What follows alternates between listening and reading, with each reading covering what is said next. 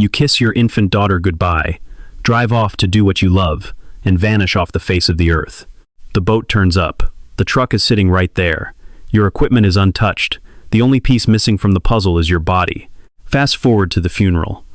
The grieving widow and the loyal best buddy are sobbing uncontrollably, putting on a heartbreaking performance for the crowd. The twisted reality? They orchestrated the entire murder. Welcome to the chilling betrayal of Mike Williams. He played strictly by the rules, out-hustled every guy in the room, worshipped a woman who frankly didn't earn it, and would have taken a bullet for his closest pal. Tragically, that unwavering, bulletproof loyalty sealed his terrifying fate. Raised up in Bradfordville, Florida, Jerry Michael Williams was just Mike to anyone who crossed his path. Home was a cramped mobile home, shared with his older brother Nick and his folks, Jerry and Cheryl. The old man made a living driving a Greyhound. Cheryl ran a neighborhood daycare from their living room just to ensure she was home when the kids walked in. Cash was tight, but their family bond was absolutely ironclad.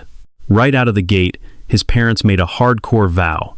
Those boys were getting a premium education, regardless of the brutal price tag. They scraped by, clipping coupons and sacrificing their own comfort just to set up a massive future for their kids. They enrolled both brothers at North Florida Christian, an elite campus where pure grit actually put you on the radar. Mike caught on to that vibe immediately and grinded relentlessly. According to his mom, the kid literally sprinted through life, walking just wasn't his speed. Constantly hustling and aggressively ambitious, he was notoriously the first guy to punch in and the absolute last to leave. He was the varsity captain and class president, a standout kid the faculty bragged about for decades. Yet, that wasn't his defining legacy in town. He possessed a rare, authentic purity. It wasn't a PR stunt, and he wasn't faking kindness just for an audience. He was truly decent to the core. Buddies recalled how he'd instantly jump into the fray if a bully targeted you. He adopted your battles as his own without hesitation. Amidst that chaotic blur of gridiron practice and student government, he crossed paths with a cheerleader named Denise. She was a total knockout with an unshakable swagger. Right from day one, she established a toxic dynamic, letting him carry the entire load while she just reaped the rewards. He pursued. He sweated. He poured his heart out, and she soaked it up. His inner circle spotted the red flags early on, but the guy was completely in the dark. Because when you fall that deeply, you ignore the structural flaws and just keep pouring concrete. Right around that era, another key player entered the picture, Brian Winchester. By freshman year, the two teenagers were absolutely inseparable. Brian possessed this slick, laid-back charisma, grinning his way through life without breaking a sweat. He was dating a local girl named Kathy. Suddenly, they morphed into an impenetrable foursome. Group outings, shared ambitions, synchronized lives. Looking from the outside in, it was a flawless suburban dream. But pristine facades are notoriously deceptive. They conceal the rot brewing below. By 1988, the crew grabbed their diplomas, and the timeline progressed exactly on schedule. Florida State accepted Mike, and a property appraisal firm snatched him up prior to commencement, instantly recognizing his raw hustle. Meanwhile, Brian jumped into the insurance game, pushing coverage and networking relentlessly. Come 1994, both duos tied the knot within months of each other, sticking to their bizarre pattern of doing literally everything in sync. Entering adulthood, Mike's relentless grind hit mythical proportions. His manager, Clay Ketchum, swore on record that he had never witnessed another human being hustle that fiercely. Clocking in way before dawn, he'd crush a full shift, grab a quick bite at the family table, then race back to his desk until 1 or 2 in the morning, only to repeat the madness at daybreak. Clay literally had to confiscate the man's office keys just to stop him from breaking in and grinding through dead weekends. Fast forward to 1999.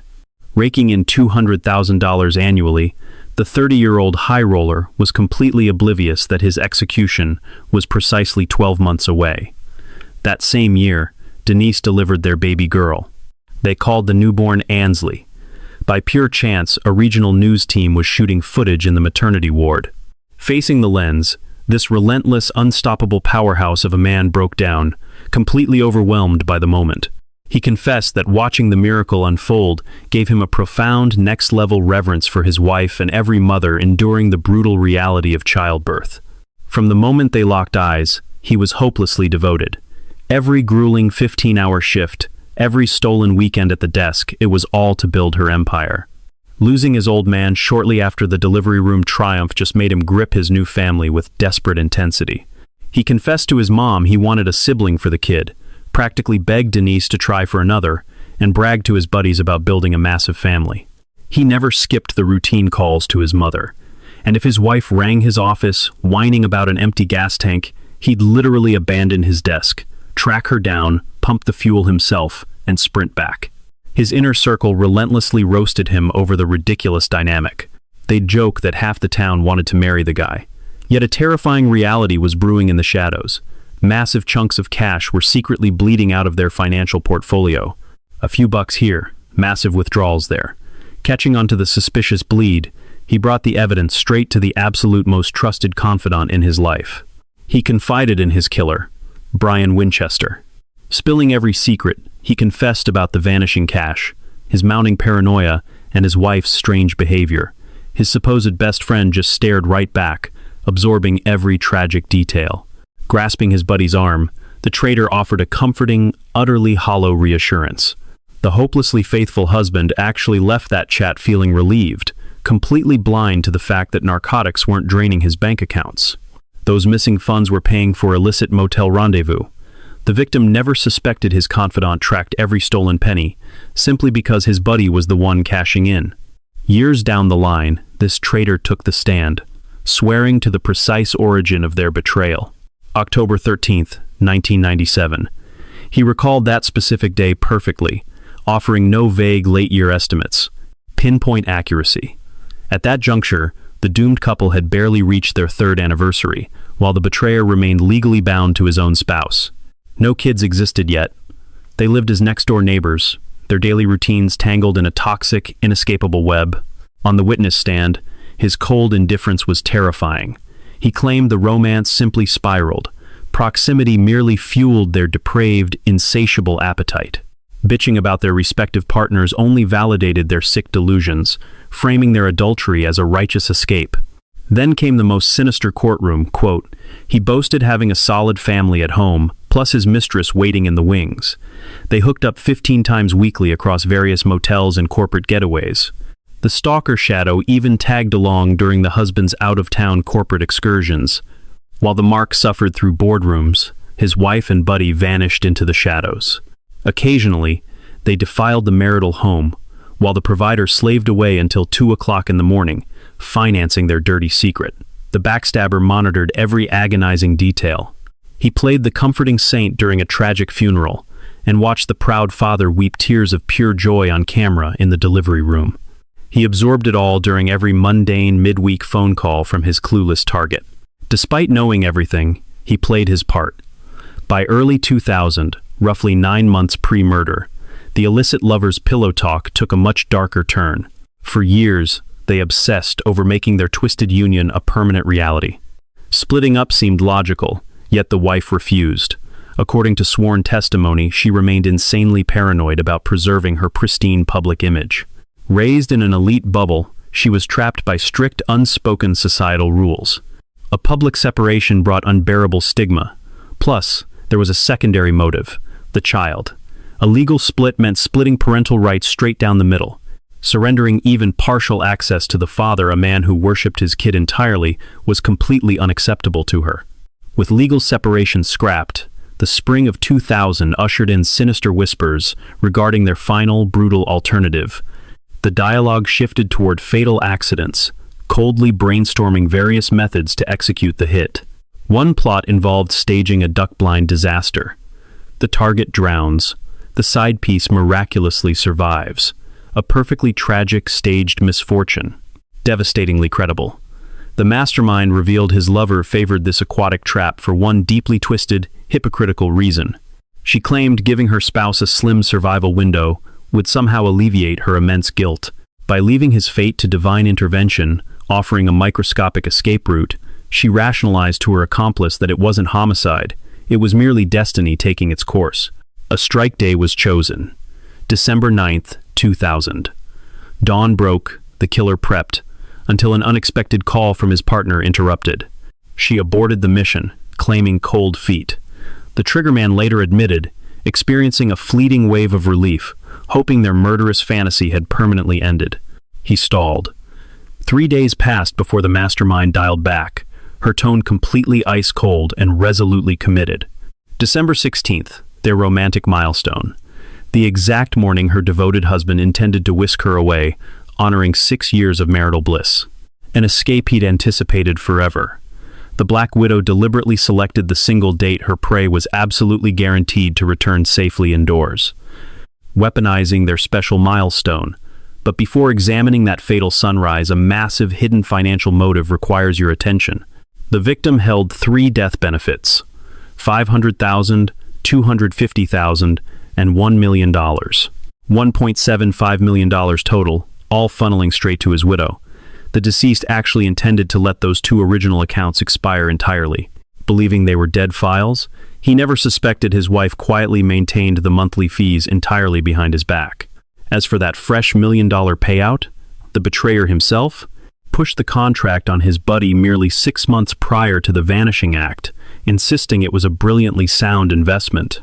Outdoorsmen raising toddlers desperately need safety nets, he argued. The naive Mark signed off, relying blindly on his friend's advice. Crucially, that paperwork contained an active loophole, allowing corporate investigators to scrutinize or veto payouts. The broker finalized this specific contract during mid-2000, a literal ticking stopwatch. Should the accident occur past that expiration date, fraud detectives might start digging and block the cash. December 2000 marked the absolute cutoff. Conveniently, tragedy struck that exact month. The preceding evening, December 15th, the hitman strategically intoxicated his own wife, ensuring she'd remain completely blacked out while he slipped into the pre-dawn shadows. Before the sun even broke on December 16th, a shadow slid from the sheets, driving to a local pump to meet Mike a rendezvous with a dead man walking.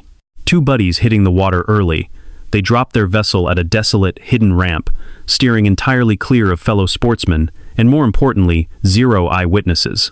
Floating in the blackness, Brian held a single, chilling objective: trick his pal into the freezing depths while strapped into heavy hunting gear.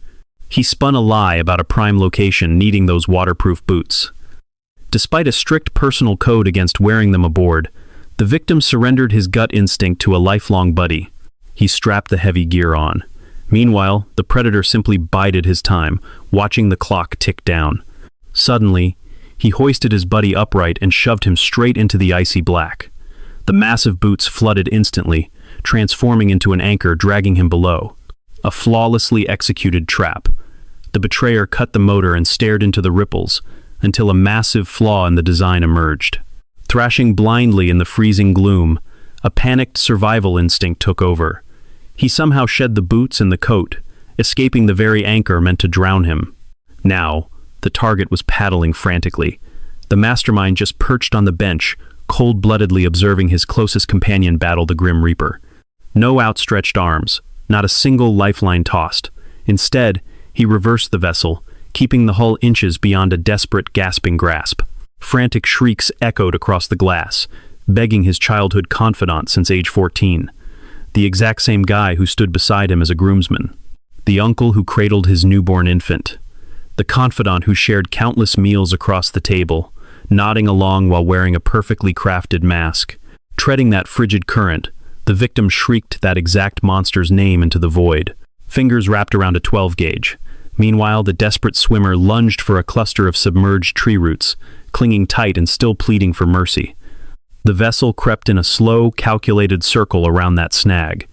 The shivering target clung on, refusing to fade into the depths. Aiming the barrel directly at his friend, he pulled the trigger from inches away. Eerie silence swallowed the swamp, but the executioner didn't linger. Hauling the remains toward the muddy bank, he tossed the evidence into his SUV, before shoving the empty skiff adrift toward the center. Motor dead, fuel topped off, and the firearm tucked away a perfectly staged ghost ship, suggesting a solo excursion gone tragically sideways.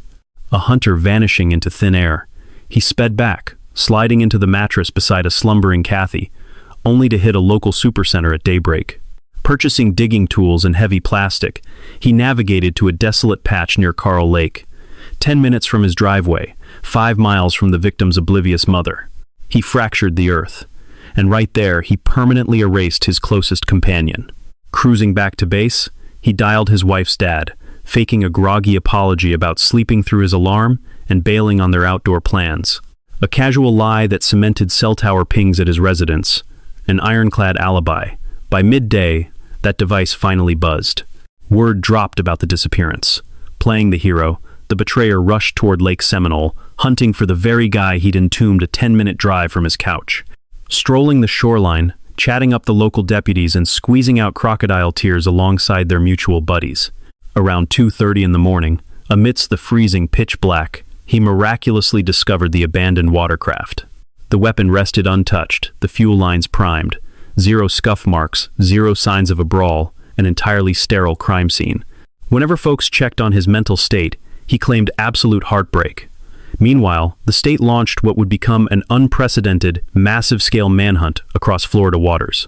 735 grueling labor hours spanning 44 days, deploying 15 watercraft and eyes in the sky.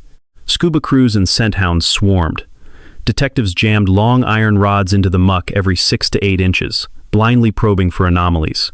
Sunken timber strikes back with a solid thud. Fleshy material offers a hauntingly different kind of resistance. They scoured every millimeter of a 10-acre grid and struck out completely. The reason? The target hadn't touched those muddy depths all day. Then the official narrative dropped. Those murky swamps were crawling with gators. Crews spotted 15 to 20 massive reptiles ominously patrolling the perimeter during the hunt. Authorities pushed a convenient story, a tragic, accidental tumble over the gunwales. Heavy gear swallowed the swamp, dragging him under. Local wildlife supposedly scavenged the evidence, providing a neat excuse for the empty casket. An independent recovery team even stamped it on paper. They claimed reptiles tore him apart, stashing the fragments deep in an unsearchable abyss. State wildlife officials stamped the dossier shut, a textbook recreational fatality. The files were sealed. Yet one specific woman absorbed that government narrative and felt an icy chill of pure deception. Not sorrow, absolute fury. Cheryl, his own mother, had lost sleep over those swamps for decades, only to be reassured by her boy with the exact same logic. He'd always say, "Mom, those predators hibernate in freezing temps, and we only chase waterfowl during the winter chill." Refusing the lie, she dialed up a certified zoologist who backed up her son's long-standing claim, word for word.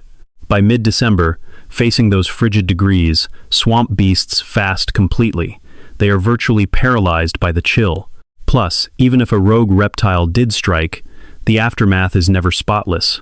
Shredded fabric, bone splinters, something always surfaces. A cold-blooded predator doesn't vaporize a 185-pound human in dead winter without a scrap left behind.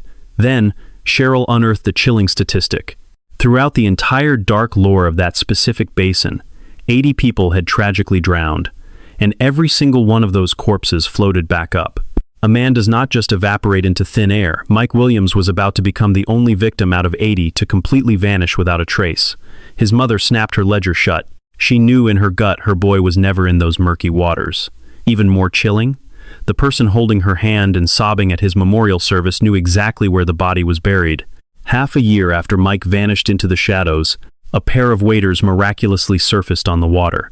Pristine condition, no algae, no tears, zero rot. When they recovered a jacket 48 hours later, Mike's hunting permit was tucked inside, perfectly legible. A flashlight clicked on flawlessly after 6 months submerged, and the gear lacked a single puncture mark from the drag crews who had relentlessly prodded every 6 to 8 inches of that exact grid for 44 consecutive days. Those waders were never underwater for half a year. Somebody deliberately planted them. Conveniently, Denise had a court date looming, a hearing where she desperately needed a death certificate to cash in on a massive insurance policy, and it was less than 30 days out. She submitted her paperwork, and the gavel fell in her favor. 6 months after he went missing, Mike was legally pronounced a corpse. The ruling? Accidental drowning. A mandatory 5-year waiting period was bypassed in a fraction of the time. The widow pocketed close to $2 million. Shortly after, Brian Winchester rolled his pickup truck right up next to Cheryl. He casually brought up the death certificate, marveling at how rapidly the paperwork had been rubber-stamped. Staring dead in the eyes of the mother whose son he had slaughtered, he smirked and noted how shocked she must be at the swift legal ruling. Cheryl locked eyes with him. Not really, considering how magically that evidence floated to the surface. Brian flashed a grin, claiming the discovery was a literal blessing from above. Refusing to blink, Cheryl fired back that she knew what a divine blessing looked like, and those waiters were an orchestrated setup. Brian hit the gas and sped off. That was when Denise approached the grieving mother with a brutal ultimatum: drop the crusade for an inquiry or lose access to her grandbaby permanently. Little Ansley was just 19 months old, the absolute last surviving piece of Mike's legacy. Cheryl absorbed the venom of that threat. Ultimately, she drew a line in the sand. She picked her son, channeling every ounce of maternal affection meant for the toddler into a relentless hunt for the girl's missing father. Yet a sinister legal loophole would paralyze this investigation for the ensuing 17 years. In 2005, Brian dumped his first wife and tied the knot with Denise. The newlyweds settled right into the very home Mike had constructed and financed. The identical roof under which Mike's little girl was blossoming, now being reared by the exact duo who orchestrated her dad's execution. Thanks to the statutes in Florida, their sacred vows provided ultimate immunity. Spousal privilege meant neither could be compelled to take the stand against their partner. It was a masterclass in deception. The payout, the staged gear, the airtight alibi, the wedding rings. They calculated every single variable but one. They never factored in the radioactive fallout of a crumbling romance. By 2012, the cracks in their foundation began to splinter. The conspirators lived apart starting in 2012. 4 agonizing years dragged on as they attempted to salvage the wreckage. 48 months of counseling sessions, frantic dials, and empty vows spiraled into a dead end. Brian grew manic, clawing to preserve their dark union. Meanwhile, Denise went completely icy. As 2016 rolled around, the official split was imminent, pushing Brian to the brink. This calculated sociopath, who maintained his mask during a slaughter, a secret burial, and 16 years of family suppers, was finally unraveling in real time. His mother received a fatal medical prognosis, while his teenage boy opted to move in with his ex-wife, completely abandoning him. His entire empire, the stolen existence he had slaughtered his closest buddy to steal, was collapsing into dust, and Denise was ghosting him. On August 5, 2016, she strolled out of her residence, hopped behind the wheel, and headed toward her office. A seemingly mundane commute, until a shadow shifted in the rear. She whipped her head around. Brian vaulted over the upholstery right at her, a semi-automatic handgun gripped tightly, jamming the barrel deep into her ribcage before she could even scream. He barked at her to hit the gas. She floored it forward. He demanded a turn, but she stubbornly held her trajectory. She steered directly into a busy pharmacy lot. Wide open, extremely public, and blanketed by high-definition surveillance feeds with pedestrians bustling everywhere under the midday sun. Jamming the vehicle into park, she coldly declared this was her only venue for a conversation. Brian was completely neutralized. You do not pull a trigger on closed-circuit television, surrounded by bystanders, right in the middle of an exposed commercial lot. So they remained trapped in that tension for 45 minutes, the firearm still leveled. Words were exchanged. Brian broke down weeping, sobbing about his shattered reality, swearing he meant no harm, and begging her to cancel the legal separation to restore their twisted fairy tale. Denise remained an iceberg. She validated his warped affection, whispering that a fresh start could fix everything if he simply sought help, nodding along to every manic word he spat out. She manipulated his emotional state, employing that exact same sociopathic calculation she had weaponized for decades. Once his adrenaline finally bottomed out, she chauffeured him right back to his pickup. He stepped out onto the pavement. He snagged his horrifying kill kit from the rear seat, a plastic sheet, a container of industrial bleach, and a compact mallet. A conversation was never his primary agenda. Denise observed him retrieving the murder tools in absolute silence, lingered until his taillights vanished, and immediately hauled out to law enforcement. Inside the local sheriff department's lobby, she slapped her ex-husband with an armed abduction charge. But the lead detective saw straight through the facade. This was no routine domestic dispute or a bitter spouse waving steel. This was the thread that would unravel it all. 16 years of dead ends, and suddenly, The dam broke. The Florida Department of Law Enforcement swarmed the case in a matter of hours. These were the veteran detectives haunted by Mike's disappearance. They lived and breathed the timeline, tracking every bizarre contradiction since December 16, 2000. Detectives locked Denise in an interrogation room. For 3 grueling hours, they threw the entire playbook at her. They laid it out plainly. Brian showed up with bleach, a tarp, and a heavy hammer. That was a kill kit, not a conversation starter. They warned her a predator strikes twice. Her only shot at survival was trading her secrets for their protection. But the widow did not flinch. Ice cold and perfectly statuesque, she refused to discuss anything beyond the abduction. She played the grieving wife, insisting she knew nothing of Mike's fate, and rigidly sticking to the tragic drowning narrative. A detective leaned across the table, sliding a grim truth into her lap. In the entire documented history of Lake Seminole, every single drowning victim had been recovered. Every single one except her husband. Denise simply shrugged off the glaring anomaly. They turned up the heat, warning her Brian was going down. Staring at 30 years behind bars, a desperate man is guaranteed to sing. Denise coldly replied, she could not care less what he claimed. 3 hours, countless psychological traps, maximum pressure. She didn't crack. But her arrogance blinded her to a fatal miscalculation. Turning Brian in felt like a masterstroke to her. Lock the threat away, throw away the key, and keep their 16-year conspiracy permanently buried. She was oblivious to the trap she set for herself. Strolling into that precinct gave detectives the ultimate leverage, a man in cuffs. A man staring down decades in a concrete cage.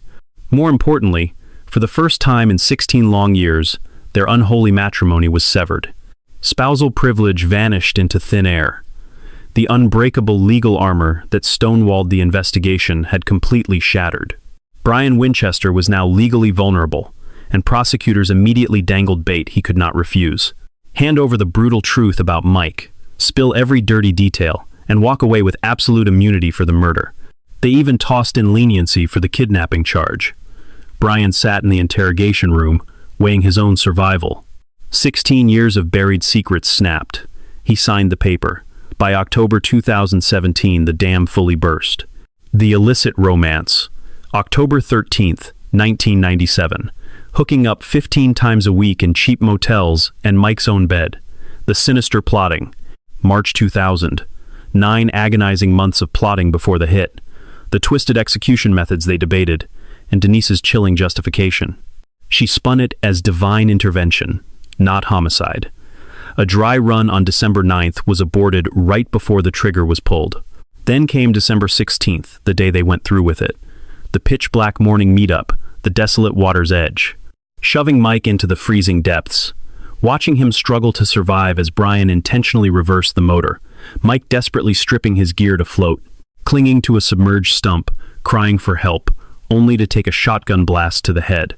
The sickening ride home while his wife slept, crawling into bed, the frantic cover-up, the plastic sheeting, and a rusted spade. He spilled every gory detail before dropping the ultimate bombshell, the burial site. Search teams gutted the swamp at Carr Lake for 5 grueling days, working 16-hour shifts, excavating 9-foot trenches in the muck, a 10-minute drive from the killer's driveway, 5 miles from the victim's grieving mother. Then, the canine units hit a massive scent pool. They scraped the earth and finally uncovered Mike Williams. 17 agonizing years in the dark, and they finally unearthed his bones, heavy boots, and hunting gloves, the exact outfit he wore on that frosty morning in 2000. And there, wrapped around a skeletal finger, sat his gold wedding band, untouched after 17 years buried in the dirt. Forensics backed up every gruesome word of the confession. A devastating point-blank shotgun blast to the skull. An intimate, calculated execution carried out by his childhood buddy. A mere 24 hours after the kidnapper caught a 20-year sentence, state authorities stepped up to the podium. Special Agent Mark Perez from the Tallahassee branch delivered the chilling update. The mystery of Mike Williams was finally over. It was a brutal homicide. His mother, Cheryl, finally heard the validation she had chased for nearly 2 decades. Her 17-year maternal instinct was spot on. Yet, the mastermind who orchestrated the hit still roamed free. The widow who circled the calendar the woman who morbidly scheduled an execution on her own wedding anniversary, the ice queen who stonewalled detectives for 3 hours, knowing damn well her husband was rotting in a shallow grave 5 miles down the road. 5 months post-discovery, on the crisp morning of May 8, 2018, police raided Denise's workplace. It was a morbid twist of fate. Her daughter, Ansley's 19th birthday, became the exact day her mother was cuffed for her father's slaughter. The cuffs clicked, and she remained a ghost. No tears, no screams, just a dead, calculated stare into the void. 17 years of meticulously curating a flawless suburban facade vanished in an instant. December 11th, 2018. 18 years after Mike vanished into the pre-dawn gloom, the Black Widow faced a judge for first-degree murder, criminal conspiracy, and accessory to the ultimate betrayal. Why choose slaughter over separation? Prosecutor John Fuccia gave the jury a chillingly simple answer. For Denise Williams, playing the grieving widow sounded far more appealing than becoming a divorcee. That was her dark, twisted motive. No grand mystery here. She absolutely refused to shoulder the social stigma of a split, nor would she ever agree to share custody. Dividing the fortune Mike built through grueling 15-hour shifts was out of the question. She craved every single penny, plus Brian. Her sinister scheme culminated with Mike buried in a desolate pit just 5 miles from his childhood home, his golden band still wrapped around a lifeless finger. Meanwhile, defense lawyer Ethan Wee rolled the dice on a wildly unorthodox tactic that technically made perfect sense. Winchester already swore on the stand that he took the fatal shot. He was the undisputed executioner. With an admitted assassin testifying, the defense made an incredibly risky maneuver you almost never witness in a courtroom. We rejected every single fallback charge. Forget manslaughter, forget accessory. It was first-degree homicide or absolute freedom. He went all in on a single theory. The state lacked hard proof showing Denise orchestrated the bloodbath. Brian acted as a rogue operator. He actually claimed out loud to the courtroom that this supposedly naive woman unwittingly wed her late husband's butcher. An insane bet. Winchester took the stand for hours, detailing their illicit romance, the dark scheming, and their twisted religious rationalizations. An aborted attempt on December 9th. Then, December 16th, the fateful gas station run, the small watercraft, those heavy hunting waders. Mike desperately grappling with a submerged stump before the blast. Brian chillingly recounted blasting his closest friend at point-blank range, plunging the gallery into dead silence. That heavy, suffocating dread washed over everyone present. Well, almost everyone. The accused watched her former lover testify from the defense desk like a statue. Zero movement. Zero visible reaction. Her eyes remained completely dry as Winchester broke down their secret romance and the meticulously plotted assassination. She stayed entirely numb hearing how Brian maliciously backed the vessel away from a drowning Mike, even during the kill shot. Terrifying emotional control. During final statements, Fuccia faced the panel, his finger locked dead onto the defendant. Remember watching the trigger man painfully confess to executing his closest pal. Everyone here felt that sickening gravity. We all absorbed the sheer terror of that memory. Yet, one individual simply stared ahead, cold as ice. Not a single blink, no weeping, just staring blankly, Mrs. Williams. Then, the defense launched their final counterattack. They stressed the absolute zero physical link tying Denise to the slaughter. No genetic material, no prints. No audio tapes proving she ordered the hit. Their entire case hinged entirely on a confessed assassin trading his stories for total legal protection. A brutal triggerman willing to spin any lie to avoid a needle. That right there is textbook reasonable doubt. We pressed hard. Deliberations swallowed 8 agonizing hours before the panel emerged. Charge number 1. Conspiring to commit capital homicide. Convicted. Charge 2. Capital murder. Convicted. Charge 3. Acting as a post-crime accessory. Convicted. A total sweep. The defense's massive all-or-nothing bet crashed and burned. Maintaining that chilling, dead-eyed glare straightforward, Denise absorbed 3 massive convictions without uttering a single syllable. Total silence, refusing eye contact. But before the judge hammered down a sentence, a devastated mother, Cheryl Williams, finally took the floor. She waged a relentless 17-year war for this exact moment of justice. Pounding the pavement, mailing endless petitions, and funding heartfelt birthday notices, she endured every obstacle her daughter-in-law threw her way without flinching. Now, her time had arrived. Locking eyes with the bench, she declared, "For 17 agonizing years, I dialed endless numbers, plastered up search flyers, and built a massive dossier. I camped out on busy intersections, hoisting protest boards plastered with my boy's face. Local pastors actually screamed at me for protesting too close to their sacred grounds. I mailed 2,600 desperate pleas to Florida's governor. Authorities just shrugged, claiming gators ate him after a tragic drowning, closing the book. People mocked me, treating me like a complete lunatic." A heavy silence fell over her. "I am a warrior, never a victim." Then, with bone-chilling clarity, she delivered a devastating phrase that embodied nearly 2 decades of pure agony.